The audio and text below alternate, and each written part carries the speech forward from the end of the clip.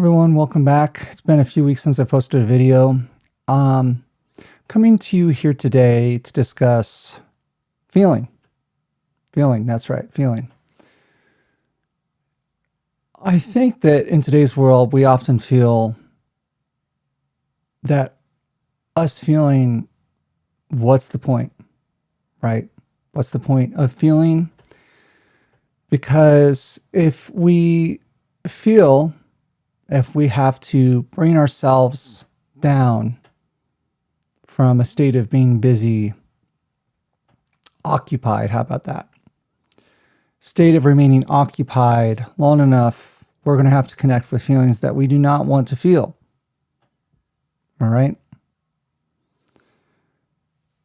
I think the discomforting part about the human experience and the human condition in general is that we end up developing these patterns for which we don't even understand how we develop these patterns. We can connect with something for a period of time, but then we're afraid to reconnect with that thing. Is that because it's something real? Is it because of the value proposition in that moment that we understand that when we take the time to feel, we actually experience something real? Or is it about placing qualifiers on the way we're supposed to feel? Because I think a lot of it has to do with the way that we are told the way we're supposed to feel versus the way that we actually feel, right? Because when you take time out of your day to have to connect with uncomfortable emotions, when you compare it against comparisons to what we feel like we should be doing, I think that's where that faulty feeling comes in. That's where it lands on us.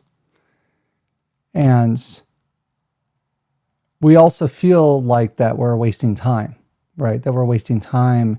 If it's something that we ourselves maybe have a difficult time experiencing, emotionality wise, etc., that it must mean it's wrong. I can tell you for me, when I take the time to do it and I stop playing arbitrary qualifiers on why I should do it or should I do it, I'm not going to do it, or, and beyond that, like our attention spans are just so much lower than they used to be. If you're still around watching this video, I give props to you because you've actually decided to stick around and ground in the moment. And the discomfort, I don't even know why there's discomfort with it. We used to be able to connect with something for long enough to be able to see it through, whether it's a movie, whether it's long-form content. But chances are, if you are browsing long-form content and you've stumbled upon this due to the algorithm, etc., chances are it would apply all the same, because I think as humans, our experiences, although unique in flavor, are not really all that different.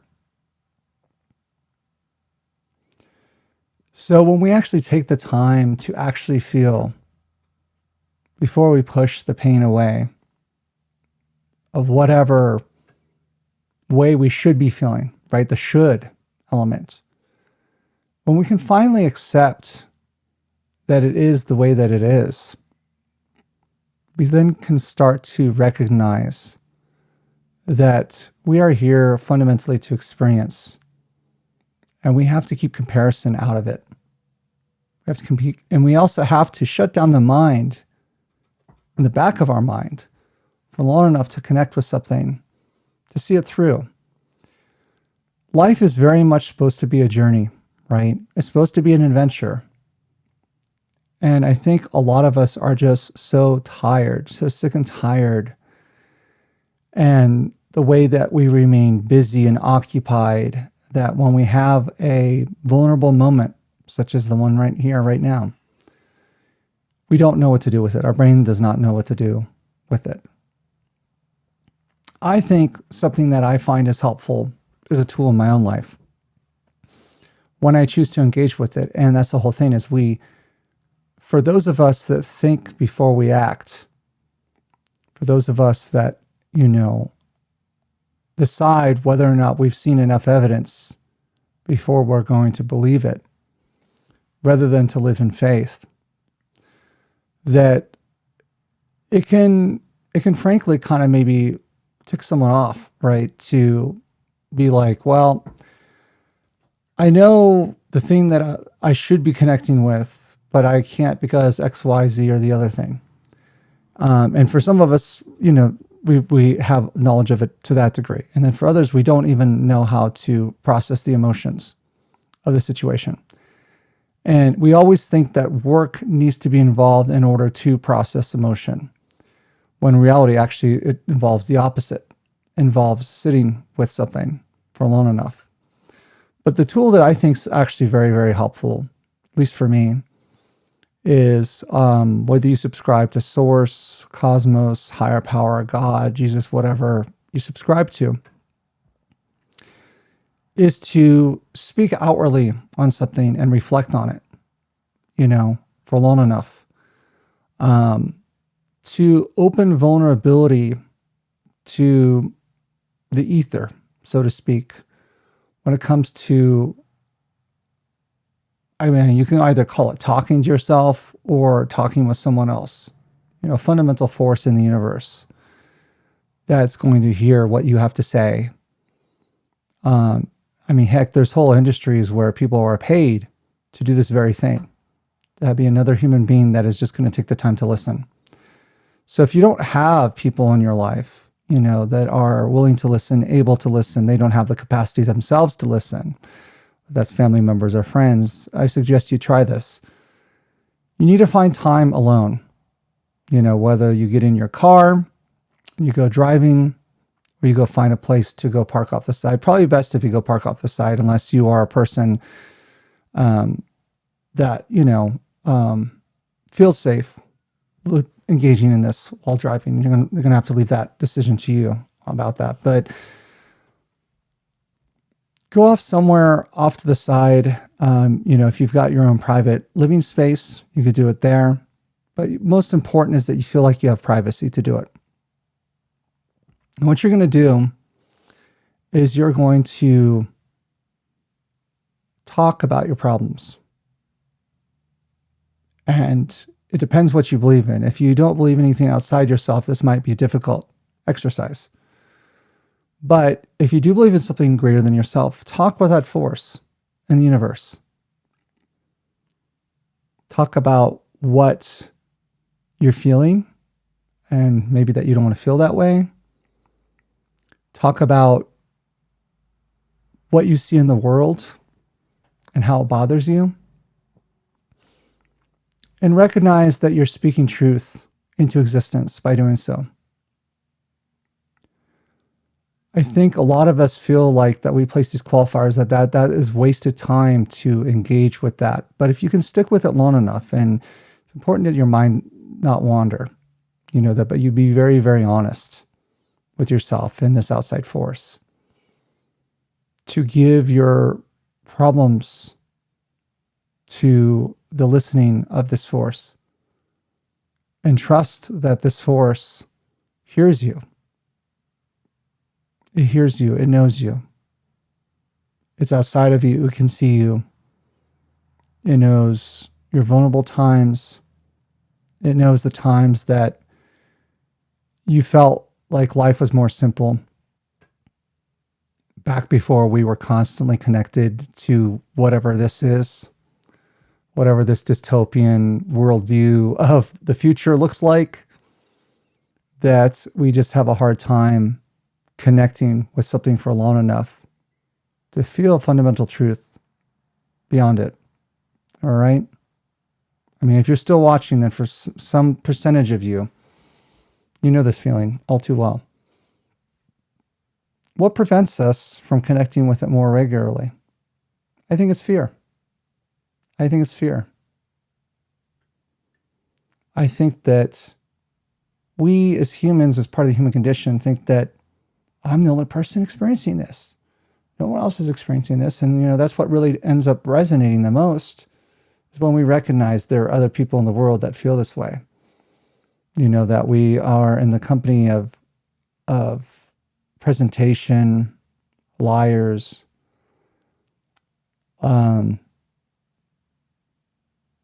think a lot of the way that a lot of us feel the way that we do is if we didn't see all the problems that exist in the world, if we didn't have to carry the baggage and the burdens of things that are out of our control, simply focus on ourselves and our own microcosm rather than the macrocosm out there, we would have the capacity to be able to connect with it all the more regularly. I think for a lot of us too, we benefit from the structure that is, forced on us. Maybe we don't like it at first, but we benefit from having structure in our lives. And if we are currently not busy with life or we have a lot of downtime, it can become an actual burden to actually have free time with yourself. I think it's especially problematic for people that don't know how to spend time with themselves. That's certainly not the case for me. I know how to spend time with myself when it really comes down to it. But, when you place these qualifiers on what you should be doing and what you ought to be doing versus what you're doing, that's what starts to invalidate the whole process, the whole self-discovery process that unfolds. I truly, from my bottom of my heart, pray healing on this world. I really, really do.